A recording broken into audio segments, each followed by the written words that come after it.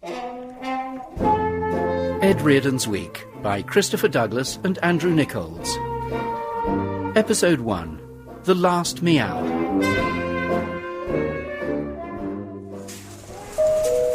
This is a customer announcement. Oh, now what? Why not make Easter that little bit more special this year? Well, because it's barely February for one. With some great 2-for-1 deals on chocolate bunny. Now, if you were to offer me the means to make my quinquagesima a little more special, I might be more inclined to listen. Excuse me? No, sorry, I wasn't talking to you. I was addressing the asinine 12-year-old in the ceiling. No, it's just that I see you're buying cat food. Yes? Oh, is there a little furry friend at home? He's not so little. Hence my interest in the balanced, low-protein... Well, what I was going to ask you Wait was... a minute, I haven't finished yet. 70% meat, prebiotic, healthy option pouches. Somebody's been paid a great deal of money to come up with that drivel. Oh, what's his name? I don't know, Gary probably, or Matt. Oh, that's nice. Because you got the choice, haven't you?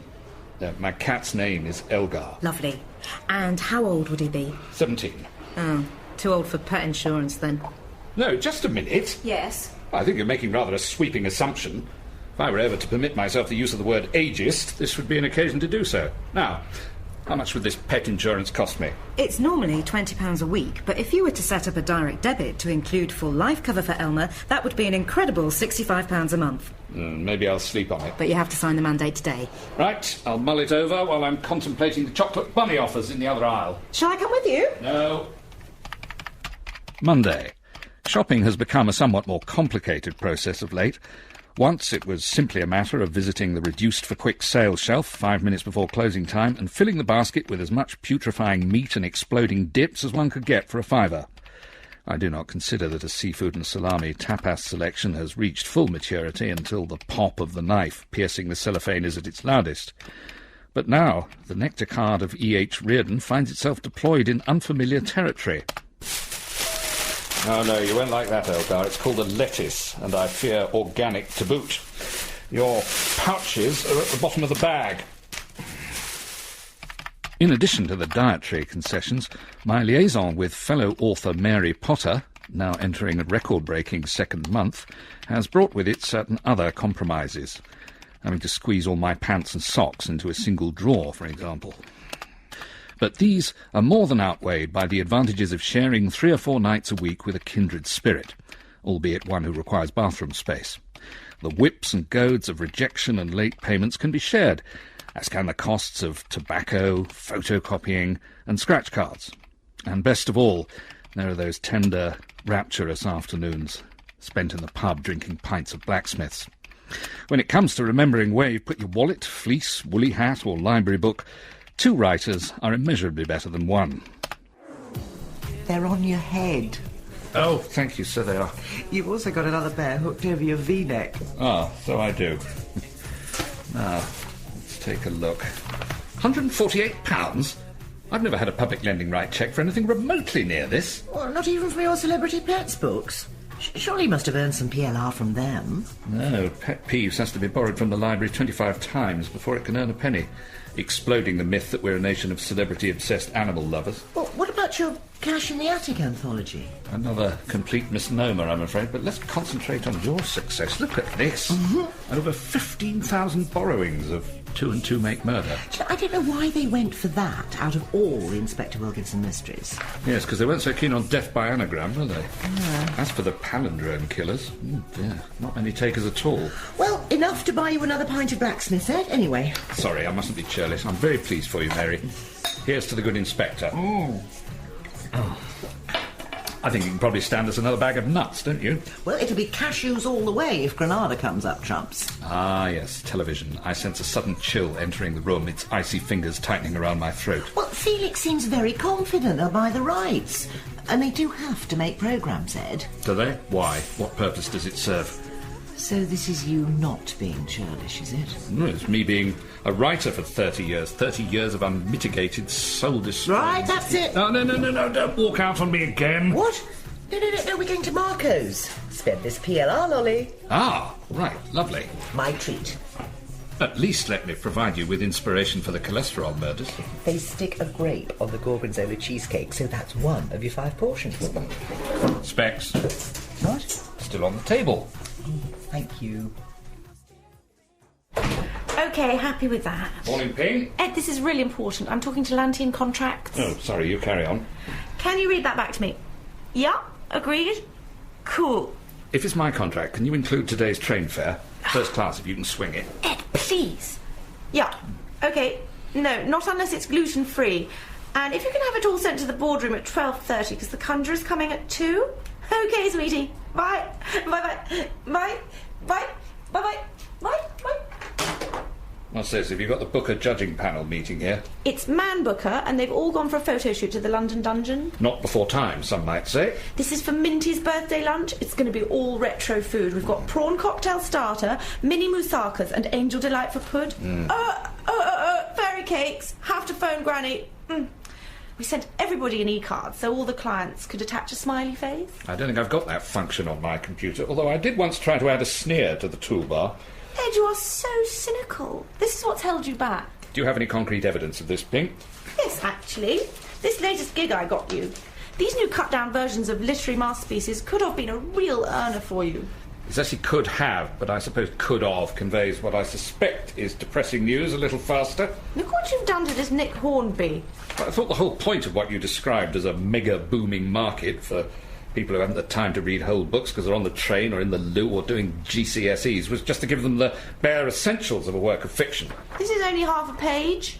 No, once you've removed all Hornby's lists of pop songs and self-regarding offal about what trousers he wore in 1970, all you've got left is a few names of footballers. And Tony Parsons barely fills a paragraph. Victoria Hislop, not even that. Excellent. There you are. Ideal holiday reading. You can get them all on one page. Freeing up the rest of the 72 hours stuck at Gatwick for something worthwhile, like Jude the Obscure. Which you've actually made twice as long as the original, Ed. Fairly well known that Hardy was going soft by then, so I just added a few more injustices and setbacks. Yes, that was a most enjoyable weekend, typing all that up. Well, I hope you didn't have to turn down going to a wedding for that, because it was wasted. Right. And what about the train fare? When do we get our trifle? Oh, hello, Reardon. Morning, Felix. Ping's just given me the news that I'm not required by Life's Too Short Publishing Limited. They're called Bit Lit, Ed. Oh, they're terribly good people. I was in their box at the Oval for the 2020 final. How apt. And more good news, Ping. I've just concluded a rights deal for a major new TV series. You have to say that these days, don't you? Even when there isn't a word written. This wouldn't be Mary Potter's Inspector Wilkinson novels. Yes, Belchester's crossword-solving sleuth. Felix! No, not him. Someone else. Really, Ed, you can't expect me to discuss other clients' business. Most unprofessional. Now, Ping, I need the benefit of your start first from Balliol. Oh, goody. Which is better for Araminta's party, a bald wig or axe through the head? Tuesday. Mary was understandably elated by the news that Felix had secured Inspector Wilkinson's promotion to the exalted ranks of such wearers of the belted raincoat as Morse, Wexford, Dalgleish, Shoestring, and Brother Cadfael, wearer of the knotted cassock.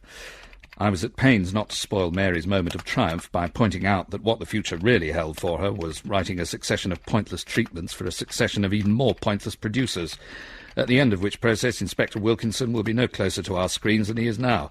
Either that, or he would have been transformed by a 12-year-old executive into a crime-busting Muslim footballer. But, as I say, optimism was the order of the day. Have they said, does he have to be a detective yet? Do you think it's better to start with a 2-hour blockbuster or a 3-parter stripped over a bank holiday weekend? From an artistic point of view, I'd say whichever pays more. I wonder where they'll get for Belchester. Nowhere's my guess. What? I was thinking it'll all end up on the Isle of Man. Better make sure it's not during a TT week, or the inspector will have to be bloody quick on his feet. Yes, you wouldn't want him getting run over in the first episode.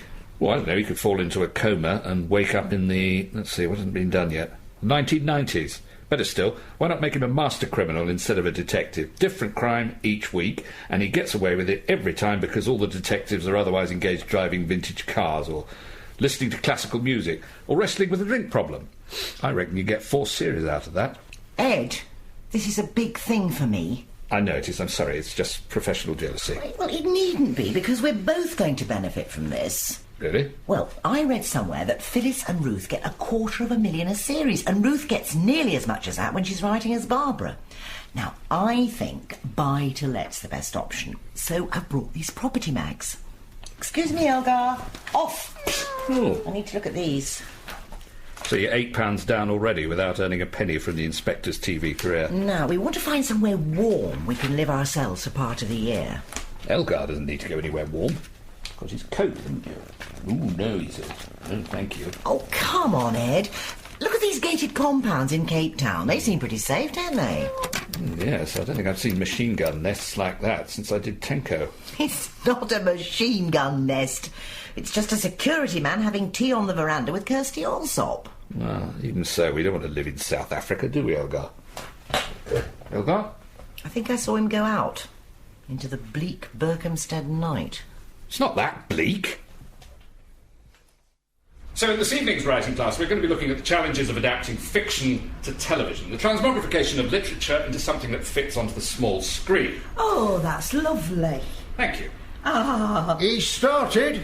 Take your headphones off, love. You won't get your £1.50's worth.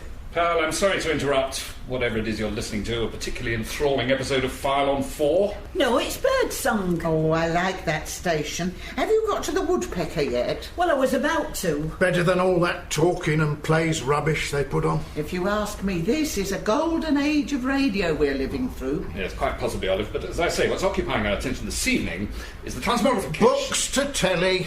Anyway, what do you know about it? It's the other way round with you, isn't it? Like that book you did about Cash in the Attic. I had it for Christmas. Have you still got it? Oh, I think it's in shed. Haven't been out there since it turned cold. Yeah, be that as it may, I've been watching several adaptations recently, especially in the field of detective fiction. Oh, does she like Sunday night TV?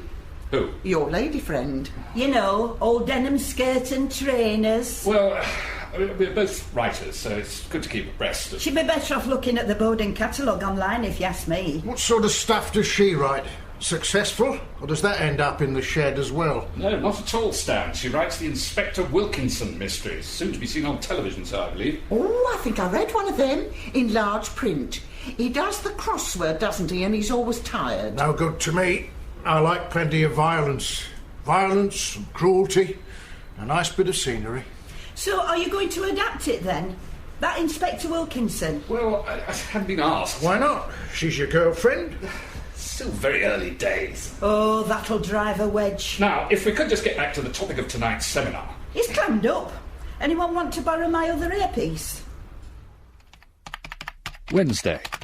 My writing class at the University of the Third Age may have thought they'd found my Achilles heel, and indeed spent the next 3 hours trying to prise off my metaphorical sock to expose it. But no, the wedge, if there is to be one, will be driven not by the rough and tumble of writerly rivalry, but by one author hanging their tights in front of another author's shaving mirror, scattering colourful cushions about the place, and altering the dial on that author's toaster from a virile and life-affirming 5 to a pallid 2. There. She's that fussy she can buy her own toaster with her TV money, can't she, Elgar? Elgar? Where have you gone? Are you in the saucepan drawer again? Where are you? I mean, she can afford a £150 turbo toaster like they have in those supposedly authoritative surveys in the Saturday paper. Oh, haven't touched your food either. Come on, Elgar. Who writes those things anyway? Probably 12-year-olds who've never made a piece of toast in their pampered lives. Laundry basket. Where are you? Elgar. Elgar. Elgar! Thursday. No sign.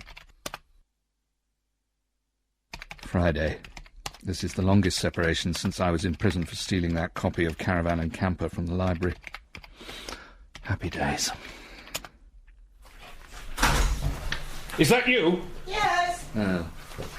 Any sign of him? Still nothing. I was doing these posters to put around the place. Oh, it's a sweet photo of you both. How did you manage to take it? Did you set the timer? No, we got the postman to do it on Elgar's last birthday. It was his 17th. What do you think about the poem? I'm not sure. Well, it shows how much you care about him, if nothing else. What do you mean? Well, really, I fervently hope that you find my cat. It's going on a lamppost, not in the TLS. Oh, well, I think it's all very nice. What? Do you think people are going to be tall enough to read all the pages? The top bit will be near the light, so it should be easier, if anything. Oh, right, now, I've had an idea about possibly setting a Christmas special in Florida. Ah, the inspector calls. Yeah, because the new producers would like me to do a treatment for them. Oh, I'm sure they would, and for nothing, no doubt. Well, initially, yes, but I thought you might like to collaborate on it with me, because, I've got no experience in doing this sort of thing. Half of nothing is nothing, as King Lear might have put it. Of course, he'd only lost his daughter. What they said was they don't want it to be like any detective series that's been on television before. Yes, they always say that, but what they actually want is the first murder before the 9:20 commercial break, second one just before the news, villain unmasked at the end, TV star playing what everyone thought was an insignificant part. Easy. Well, I'm sure it was like that in the 80s, but I think they want something more nuanced for the inspector. Oh, you've no idea of the stupidity of the people who are going to read this. Attention span shorter than a sneeze. Trust me, Mary, you've got to pare it to the bone and cut to the chase, preferably indoors. Oh, you mean pare it to the bone like your 4-page missing cat poster? Look, it's your detective and my cat, so if you'll be so good as to pass me the blue tack, I have mean streets of my own to go down. Nuanced.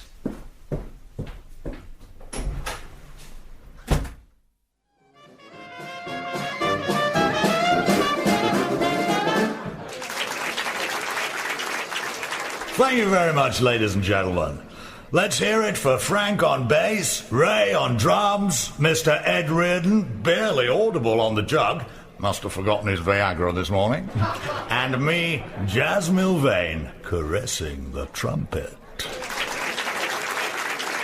Now, before you all rush off to buy the band a drink, I see one or two of you with copies of The Observer, in which you'll find a DVD of Happy Death Day 2, a recent movie by Jazz Milvain. So, if you want to own it today, a once-in-a-lifetime scary experience, then I urge you to go out and buy that excellent Sunday newspaper. Back in 5. Couldn't get Happy Death Day 2 into cinemas then, James? Au contraire, Frank. It was part of a complex distribution deal with Miramax. Yeah, distributed for free. I seen that DVD this morning. It was well scary. You've seen it already? Yeah, hanging off a tree down the allotments, frightening the birds away. Them starlings was crapping themselves. I wonder if Bertolucci has to cope with this kind of disrespect. Come on, Ed, it's an open goal here. What's the matter with you? Oh, sorry, boys. I think I've lost my best friend. What are you talking about? You still got half a pint in there. You don't mean that bird you've been knocking around with? That's showbiz for you. A casualty of working in the industry. Except Ed hasn't had a job in it for about 20 years. I mean, I've had marriages shorter than some of Ridley Scott's director's cuts. What do you mean by that? They're very long. What's the matter with you, Reardon? My cat's gone missing, if you must know. It's not that big one floating upside down in the lock, is it? What?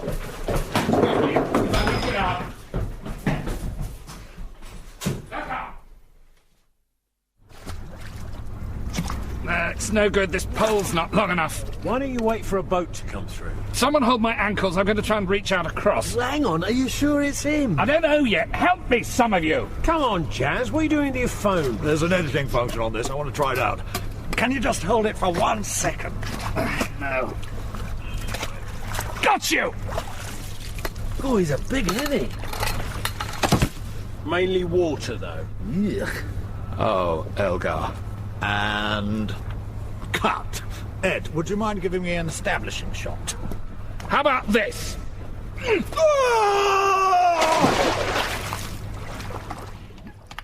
Monday. It was a scant comfort to see Jazz thrashing around in the freezing waters of the Grand Union, but the funeral games had to end there.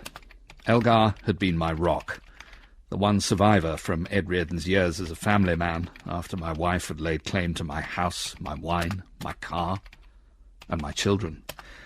Now began the melancholy formalities of disposing of Elgar's remains, in the modern manner as approved by Dacorum Borough Council. Yes, I've got the multilingual bereavement counselling brochures. Also a leaflet supplied by your communications unit asking, did we wow you today? But what I'd like you to tell me in plain English, which I don't know if you do at all, is... Yeah, well, I'll consider nominating you for a WOW award after you've told me where I can bury my cat. Look, this really is a very straightforward question. It's Christian burial, so I don't need a pyre or anything. Right, I'll just see. Can I pop you on hold for a moment? Well, it might be to your advantage, because I'm still contemplating this WOW award. Thank you. What do they say? Apparently there's a designated bit at the back of the refuse dump, but we'd have to take him between 2 and 4 this afternoon. That's fine, I'll drive you over there. Oh, thank you. You still there, Connor? Yes, we'll do that. Right. Thank you, you've been very helpful. What?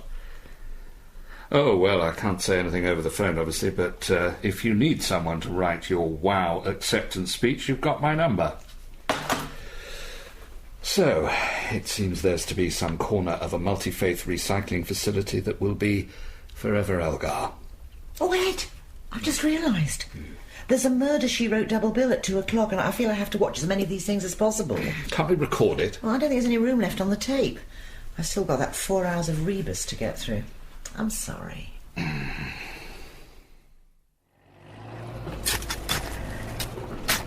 There you are, old chap. Sure you don't mind me keeping the bin line up. Where's the printout? This is for you, Elgar. Stop all the clocks. Cut off the telephones. Phone's over there, mate, between fridges and batteries. Oh, really? Prevent the dog from barking with a juicy bone. Silence the pianos and with muffled drum. Bring out the coffin, let the mourners come. Nothing in the Guardian's other lives again. Would you believe it? Just some complete non-entity's mother. There's nothing in Hertfordshire Life either.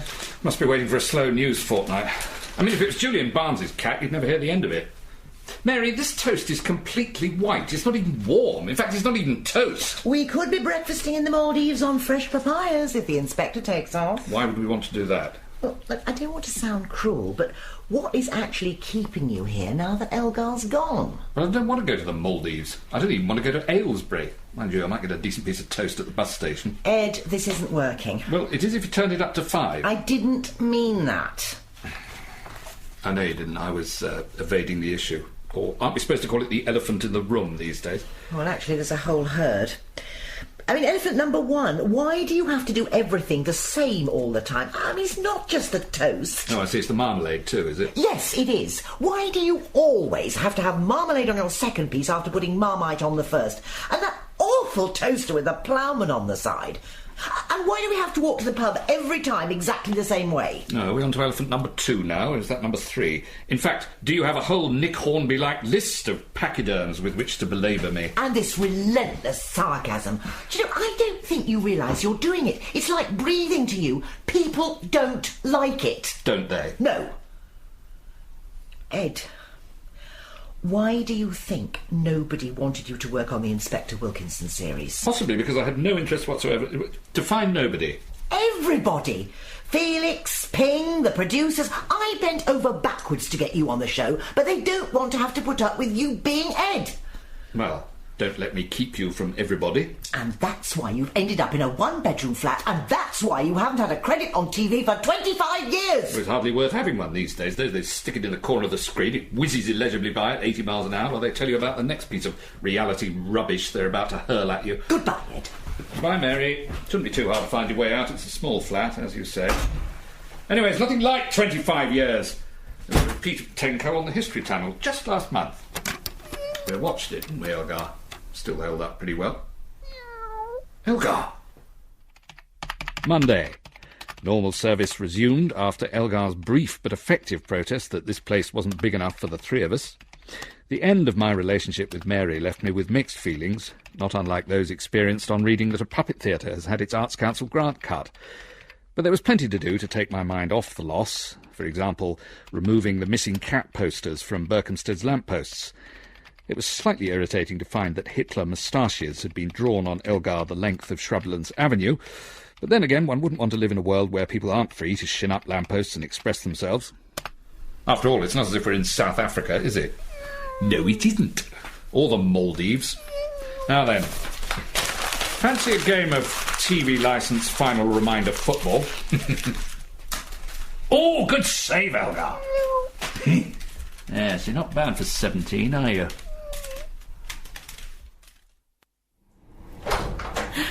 Ed, hi. Morning, Ping. Now. Sorry, just desubscribing from Facebook. Right, got my life back at last. I know the feeling, Ping. Now, the reason I'm here is that I'm aware that I have, from time to time, been guilty of, as the current argot has it, having an attitude problem. Oh, Ed, it's okay, darling. Don't worry about it. Well, I do, because I think you went to some trouble to get me the job with Bitlit, so I've worked over the weekend and, well, I've managed to get high fidelity up to 25 pages. Oh, why didn't you tell us your cat had gone? No wonder you were behaving like such a knob. We could have sent some flowers. Well, that would have been a nice gesture, but he'd just gone AWOL for a few days. He'd gone mad as well? No, just AWOL. That's what I said, mad. No, AWOL stands for absent without leave. Aren't you thinking of haywire? No, you're thinking of haywire. Don't patronise me, Ed. Sorry, you're right and I'm wrong. Sorry. Ed, are you feeling okay? Very much so. Yes, I'm back at work and I'm reunited with my cat. So whose cat was the dead one, then? No idea. Maybe it's a mystery that calls for Inspector Wilkinson. Something for Mary Potter to get her teeth into. Actually, she's not on the show anymore. She left because of creative differences. Yes, she wanted to be creative and they thought different. No, the producers decided to take the Inspector in a cool new direction. Well, has he given up the crossword for Sudoku? Ish. Right, Elgar, 10 minutes till Newsnight Review. Better get the bile ducts working and the larynx in shouting shape. I think it's Tony Parsons and Julie Myerson tonight. Let's see what else is on. Now I've regained control of the remote. Coming soon to ITV1. Yo, my man, you are so neat. Ex-gunners gunning for the bad guys, and they're about to get the red card. Ian Wright is Inspector Lee Wilkinson in Lee. New ITV drama coming soon.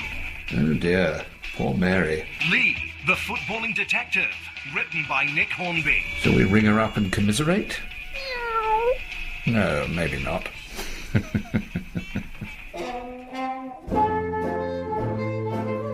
Ed Reardon's Week starred Christopher Douglas with Stephanie Cole, John Fortune, Sally Grace, Simon Greenall, Philip Jackson, Lewis MacLeod, Rita May, Geoffrey McGiven, Barunka O'Shaughnessy, Nicholas Sanderson and Geoffrey Whitehead.